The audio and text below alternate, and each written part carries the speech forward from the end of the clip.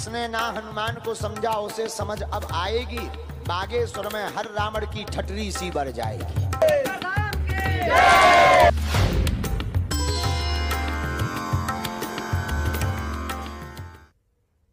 नमस्कार, आप देख रहे हैं खबर दोपहर। मैं हूं आपके साथ विभा उपाध्याय। बाबा बागेश्वर को लेकर केंद्रीय मंत्री अश्विनी चौबे के बयान पर जेडीयू के राष्ट्रीय महासचिव भगवान सिंह कुशवाहा ने बड़ा बयान दिया है। भगवान सिंह कुशवाहा ने कहा कि बाबा बागेश्वर की गिरफ्तारी नहीं होगी। वो बिहार में प्रवचन देने आ रहे हैं, लोग उनके प्रवचन सुनने के लिए जाएंगे। यहां तक कि सीएम नीतीश कुमार और डिप्टी सीएम तेजस्वी यादव को भी बाबा बागेश्वर के कार्यक्रम के लिए आमंत्रित किया गया है। जेडीयू भी सरकार में 7 पार्टियों की सरकार है और आरजेडी के कोई नेता कुछ बोल दिया तब उस पर इतना हाय तौबा मचाने की क्या जरूरत है। उससे तो ज्यादा अश्विनी चौबे जी बोल रहे हैं, उनकी कोई गिरफ्तारी नहीं होगी। वो आवे यहाँ पर अपना प्रवचन करे, उनके प्रवचन में सब लोग सुनने के लिए जाएंगे। यहाँ तक की खबर हमको मिली है कि नीतीश जी और तेजस्वी जी को भी आमंत्रित किया जा रहा है। तो भाई वो आवे प्रवचन करे। इस देश में धार्मिक, ये धर्म निरपेक्ष देश है, यहाँ पर सब लोग को अपने बारे में, धर्म के बारे में बोलने के नैतिक अधिकार है। तो जहां एक तरफ महागठबंधन के नेता और मंत्री बागेश्वर बाबा पर लगातार हमले कर रहे हैं, बाबा को पाखंडी बता रहे हैं, वहीं बिहार सरकार के विज्ञान एवं प्रौद्योगिकी मंत्री सुमित कुमार सिंह ने बागेश्वर बाबा का समर्थन किया है। उन्होंने कहा कि बाबा के पटना आगमन पर उनका स्वागत है। उन्होंने यहां तक कहा कि ध्यान रखना होगा कि उनके आने से बिहार में कोई हंगामा ना हो।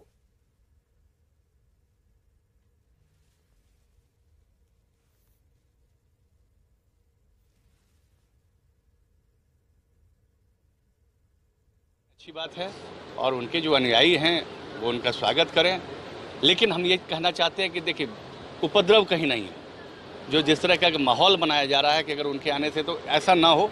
मैं खुद भी कहता हूँ बाबा बागेश्वर आए, उनका स्वागत है, उनसे क्या दिक्कत है, परेशानी क्या है, और जो उनके अनुयायी हैं उनसे मिलें, शांतिपूर्वक मिलें। महागठबंधन के बाबा बागेश्वर का विरोध करने पर केंद्रीय मंत्री पशुपति कुमार पारस ने नीतीश और तेजस्वी पर जोरदार हमला बोला। ये ठीक होगा।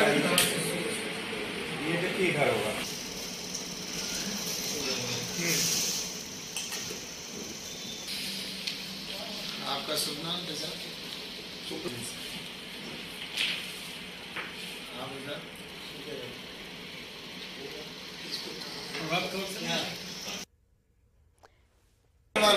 तो पशुपति पारस ने नीतीश सरकार के ऊपर हमला किया। कहा बाबा बागेश्वर यहाँ पहुंच रहे हैं तो किसी को क्या आपत्ति है। धर्म का प्रचार करना संतों का मौलिक अधिकार होता है और अगर वो इस दृष्टिकोण से बिहार पहुंच रहे हैं तो बिहार के लोग उनका स्वागत कर रहे हैं, जनता स्वागत कर रही है। राजनीतिक दलों के विरोध का कोई अर्थ ही नहीं नजर आता है। तो धीरेन्द्र शास्त्री के हनुमंत कथा को लेकर तमाम तैयारियों के बीच राजनीति भी बयानों के जरिए खूब होती हुई। को रोकने के लिए जो बयान आ रहा है वो गलत है।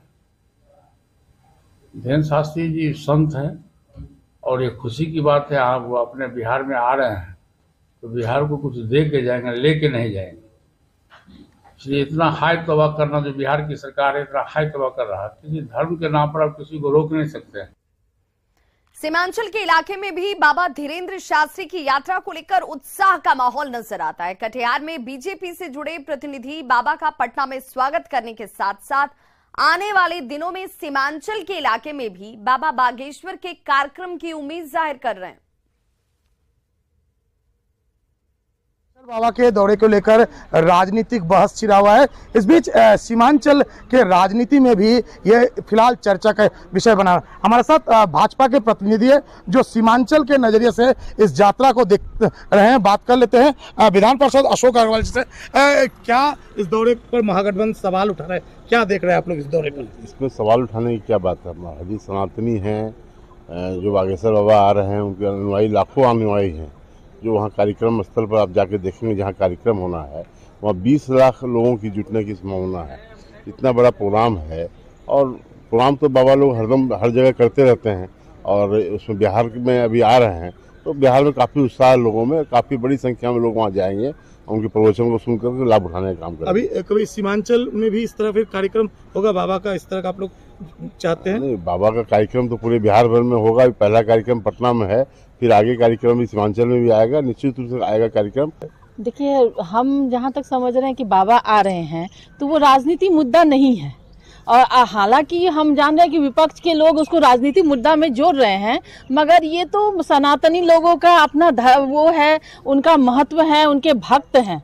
और जहाँ तक अगर विपक्ष की पार्टी ये बात बोलते हैं कि बाबा को नहीं आने देंगे, उनको क्या रोक लेंगे जिनके भक्त इतने हैं। निश्चित तौर पर जो बिहार में बागेश्वर बाबा का जो दौरा हो रहा है उसको लेकर सीमांचल के लोग भी खासा उत्साहित है।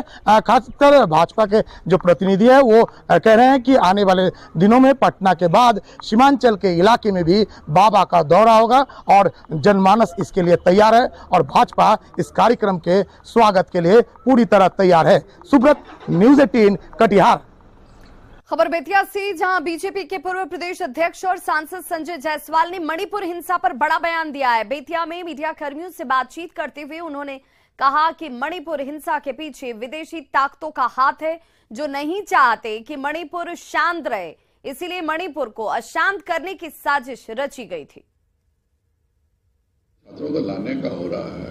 देखिए, मणिपुर में जो कुछ हुआ है यह भी सोचने की जरूरत है कि मैती समुदाय जो है वह हजारों वर्षों से उसी इलाके में रह रहा है, लेकिन वह समुदाय बहुसंख्यक है, इसलिए उन्हें आदिवासी समाज का दर्जा नहीं मिले।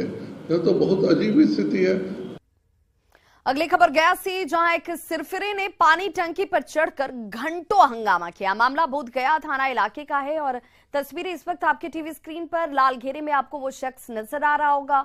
पुलिस की टीम उस वक्त सख्ते में आ गई जब एक व्यक्ति इस तरीके से देखिए पानी की टंकी पर चढ़ जाता है और हंगामा करने लगा। घटना का की ये जो तस्वीर है आप इस वक्त देख भी पा रहे होंगे। कभी सिरफिरा शख्स टंकी पर चढ़कर टहलता हुआ दिख रहा है तो कभी पैर लटकाकर बैठ जाता है। बताया जा रहा है कि लगभग 2.5 घंटे की मशक्कत के बाद पुलिस की मदद से शख्स को टंकी से नीचे उतारा गया।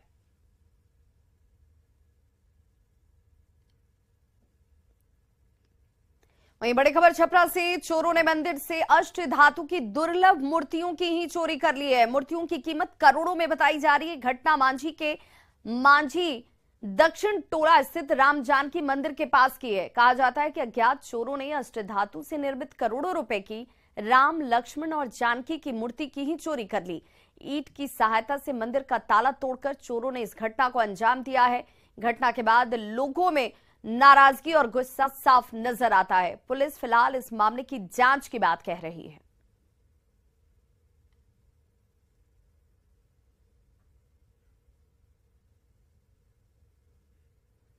और इस वक्त एक बड़ी खबर मोतिहारी से आ रही है, जहां हथियारबंद अपराधियों ने सुबह सुबह 15 लाख रुपए की लूट की घटना को अंजाम दिया है।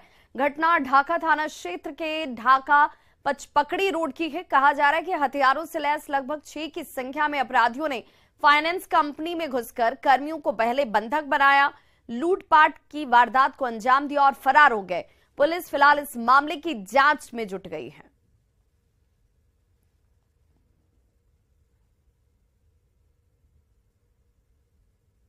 करके अपना चिड़िया ब्रांच का कैश मिला रहे थे। कितना डिपॉजिट करने के लिए लगभग 15 प्लस में कैश था। अच्छा, एक्चुअल 15 प्लस में। कितना अपराधी थे? लगभग 6 आदमी थे सर। अच्छा, कैसे लूटे हैं? वो आए हैं, हम सिस्टम पे वर्क कर रहे थे, पिस्टल भी आए हैं, सारे स्टाफ को लेके गए हैं रूम में, जितना कैश काउंट करता है पूरा कैश ले लिए और उसके बाद लेके चले गए।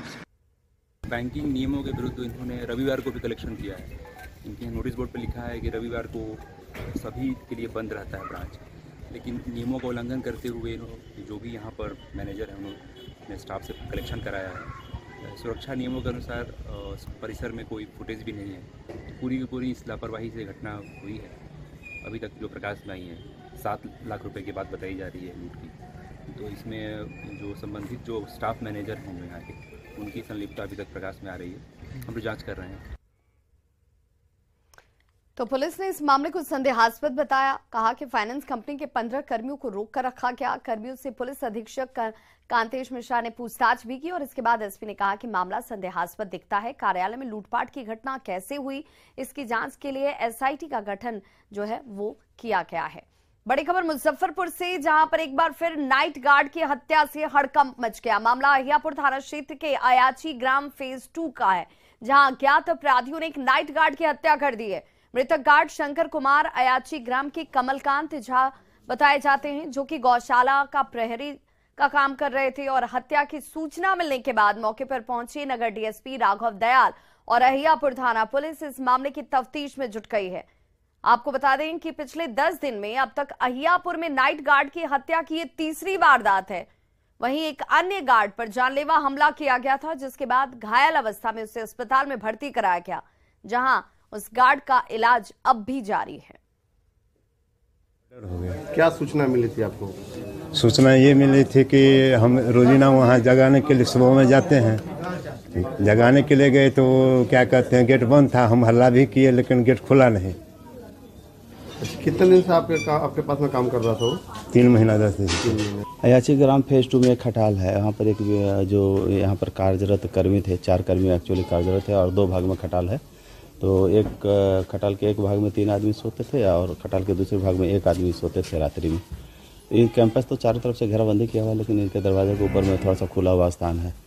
तो सुबह में इनका डेड बॉडी मिला है। लगता है कि गला दबा के हत्या किया गया है। नाक और मुंह से ब्लड निकला हुआ था। और दिल्ली से बड़ी खबर, जहां पर आनंद मोहन की रिहाई के मामले पर सुप्रीम कोर्ट में आज सुनवाई हुई। सुप्रीम कोर्ट ने इस पूरे मामले पर सुनवाई की और बिहार सरकार और आनंद मोहन को नोटिस दिया गया है।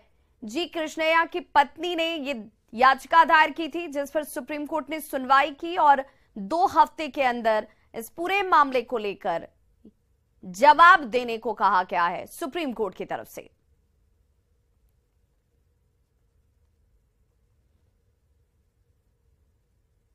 सुप्रीम कोर्ट में तो जरूर न्याय मिलेगा। ये तो मेरा अकेले का काम नहीं है, अकेले का केस नहीं है। ये तो भारत देश का इश्यू है। ये मेरा उमा कृष्णैया के बारे में अकेले नहीं है, सारा लोगों के बारे में सोचकर सुप्रीम कोर्ट तो जरूर अच्छा डिसीजन ले लेगा, अच्छा जजमेंट मिलेगा बोल के। बाहुबली सांसद आनंद मोहन की रिहाई के मामले में बिहार सरकार के फैसले का परीक्षण देश की सबसे बड़ी अदालत सुप्रीम कोर्ट करेगी। दरअसल इस पूरे मामले में उमा कृष्णैया, जो मृतक डीएम की पत्नी है, उनकी तरफ से बिहार सरकार के द्वारा लिए गए फैसले को चुनौती देते हुए सुप्रीम कोर्ट में याचिका दाखिल की गई थी और यह कहा गया था कि बिहार सरकार ने नियमों को ताक पर रखकर जो भी बदलाव किया है उस पर सुप्रीम कोर्ट विचार करे। हालांकि आपको बता दें कि बाहुबली सांसद आनंद मोहन को उम्र कैद की सजा मिली थी, जिस पर नियमों में बदलाव कर आनंद मोहन की रिहाई कर दी गई, जिसके बाद मृतक आईएएस की पत्नी उमा कृष्णैया की तरफ से सुप्रीम कोर्ट में अर्जी दाखिल की, जिसमें कहा गया कि ये आर्टिकल 14 और 21 का वायलेशन है। बहरहाल सुप्रीम कोर्ट उमा कृष्णैया की याचिका पर सुनवाई के लिए तैयार हो गया है। सुप्रीम कोर्ट ने इस पूरे मामले में बिहार सरकार को और केंद्र सरकार को नोटिस जारी किया है। 2 हफ्ते के बाद सुप्रीम कोर्ट इस पूरे मामले पर दोबारा सुनवाई करेगा। देखना बेहद अहम होगा कि जब 2 हफ्ते के बाद सुप्रीम कोर्ट सुनवाई करेगा तो बिहार सरकार की तरफ से आनंद मोहन की रिहाई को लेकर क्या कुछ दलीलें दी जाती हैं। हालांकि इस पूरे मामले में सुनवाई के दौरान यह भी कहा गया कि यह बहुत गंभीर मामला है, लिहाजा सुप्रीम कोर्ट इस पूरे मामले को गंभीरता से सुने। सुप्रीम कोर्ट ने कहा कि इस पूरे मामले में वो नोटिस जारी कर रहे हैं और बिहार सरकार से जवाब तलब किया है। अब देखना बेहद अहम होगा कि 2 हफ्ते के बाद जब सुनवाई होती है तो बिहार सरकार की तरफ से कोर्ट में क्या कुछ स्टैंड लिया जाता है। कैमरामैन कार्तिक के साथ सुशील पांडे, न्यूज़ 18 दिल्ली। तो आनंद मोहन के मामले में बिहार सरकार को नोटिस मिलने को लेकर जेडीयू इसे न्यायिक प्रक्रिया बता रही है। वहीं बीजेपी ने इस मामले को नीतीश सरकार की बड़ी चूक करार दिया। न्यायिक प्रक्रिया है, कोई अगर न्यायालय में अपना याचना करता है, याचिका दायर करता है, तो दूसरे पक्ष का भी न्यायालय के द्वारा उसकी सुनवाई की जाती है। और जो सुप्रीम कोर्ट ने नोटिस जारी की है, हमारे विद्वान अधिवक्ता अपने पक्ष को रखेंगे, जिस पर न्यायालय उस पर विचार विमर्श करेगी। सुप्रीम कोर्ट ने एक्सेप्ट किया और नोटिस जारी किया है, तो इसका मतलब है कि कहीं न कहीं बिहार सरकार से कहीं चूक हुई है। चूंकि ये कोई एक मामला नहीं है, 27 अपराधियों को छोड़ने का मामला बनता है, इसलिए सुप्रीम कोर्ट कहीं इस केस में देखा होगा वजन, इसीलिए उसने नोटिस जारी किया होगा। वहीं दिल्ली से बड़ी खबर मनीष कश्यप को लेकर, जहां पर मनीष कश्यप को सुप्रीम कोर्ट से बड़ा झटका मिला है, क्योंकि सुप्रीम कोर्ट से जिस राहत की उम्मीद मनीष कश्यप कर रहे थे वो राहत उन्हें नहीं मिली है। कोर्ट का सुनवाई से सीधे तौर पर इनकार। सुप्रीम कोर्ट ने ये जरूर कहा कि आप हाई कोर्ट जरूर जा सकते हैं, संबंधित राज्य के हाई कोर्ट जाइए और वहां पर आप अपनी याचिका जरूर दाखिल कीजिए। पटना हाई कोर्ट या फिर मद्रास हाई कोर्ट जाने को कहा गया है सुप्रीम कोर्ट की तरफ से। सुप्रीम कोर्ट ने कहा कि एनएसए और दूसरी राहत की मांग को लेकर वो संबंधित अथॉरिटी में याचिका दाखिल करें। यूट्यूबर मनीष कश्यप को फिलहाल सुप्रीम कोर्ट से राहत हाथ नहीं लगी है। सुप्रीम कोर्ट में मनीष कश्यप की तरफ से याचिका दाखिल करके अंतरिम जमानत की मांग की थी और उनकी तरफ से यह भी कहा गया था कि जो विभिन्न राज्यों में उनके खिलाफ मुकदमा दर्ज किया गया है उनको एक साथ क्लब किया जाए, लेकिन उनकी दोनों दलीलों का फिलहाल तमिलनाडु और बिहार सरकार की तरफ से विरोध किया गया।